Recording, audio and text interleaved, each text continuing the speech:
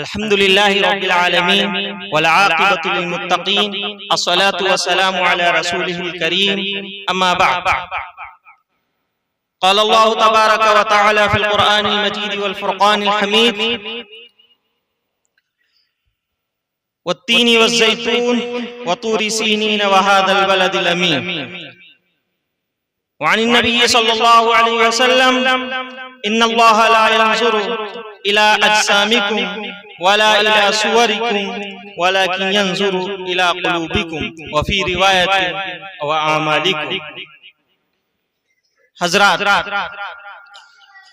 اللہ تبارک و تعالیٰ نے ہمیں اس دنیا میں پیدا کیا ہے.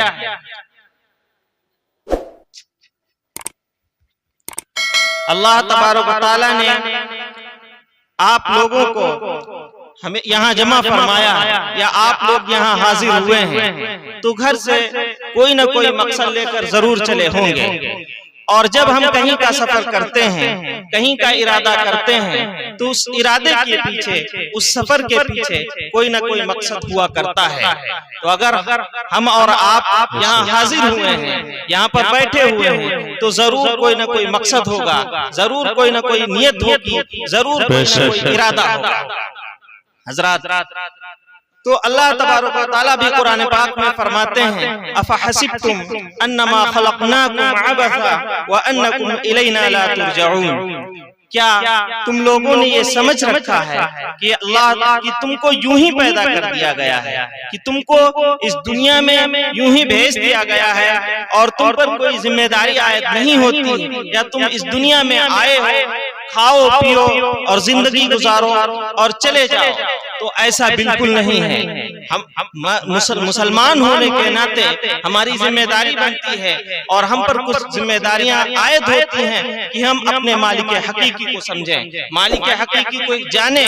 اور یہ سمجھیں ہم کہاں ہیں، ہم کس دنیا میں جی رہے ہیں، ہم کس کی امت میں ہیں، ہمیں کیا کرنا ہے، ہمیں اپنے شب و روز کیسے گزارنے ہیں، شب و روز کیسے گزارنے ہیں. اگر یوں ہی گزارنا ہو،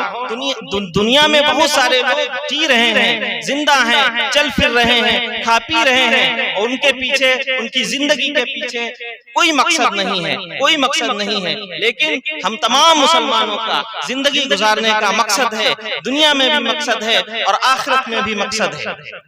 تو اگر ہم نے یہ اپنی یہ زندگی جو اللہ تبارک تعالیٰ نے ہمیں عطا فرمائی ہے اس کو یوں ہی گزار دیا اور اس میں اپنا محاسبہ نہیں کیا، اپنا محاسبہ نہیں کیا تو پھر اس دنیا میں بھی خسارہ ہے، اس دنیا میں بھی خسارہ ہے اور آخرت میں بھی سوائے رسوائی کے اور کچھ نہیں حاصل ہونے والا ہے.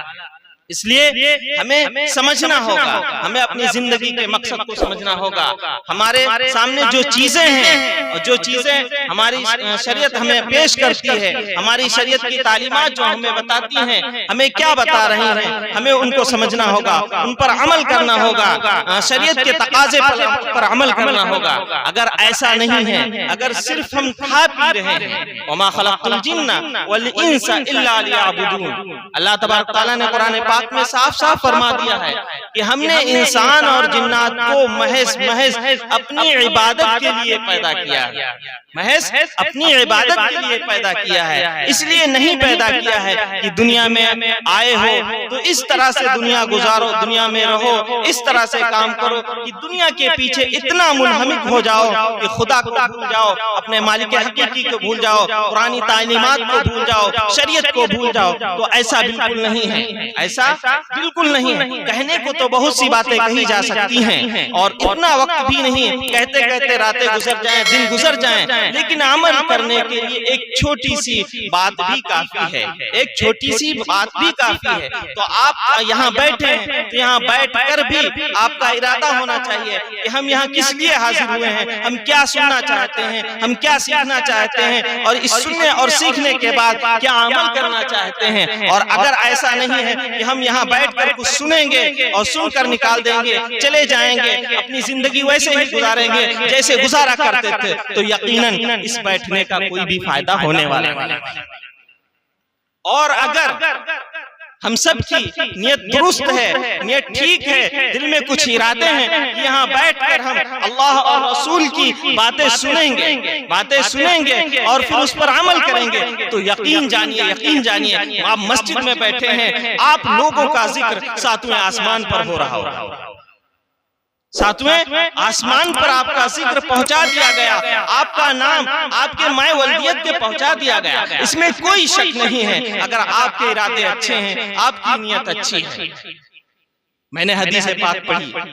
کہ یقیناً اللہ تبارک تعالیٰ تمہارے جسموں کو نہیں دیکھتے ہیں، تمہارے کپڑوں کو نہیں دیکھتے ہیں، تمہارے گھروں کو نہیں دیکھتے ہیں، تمہارے کھانے پینے کو نہیں دیکھتے ہیں، ایسا کچھ بھی نہیں ہے، یہ سب چیزیں اللہ تبارک تعالیٰ بالکل نہیں دیکھتے ہیں، اور اللہ تبارک تعالیٰ کے نزدیک گھر کی، کپڑے کی، مال و دولت کی اہمیت بالکل ہی نہیں، کچھ بھی نہیں ہے، کچھ بھی نہیں ہے،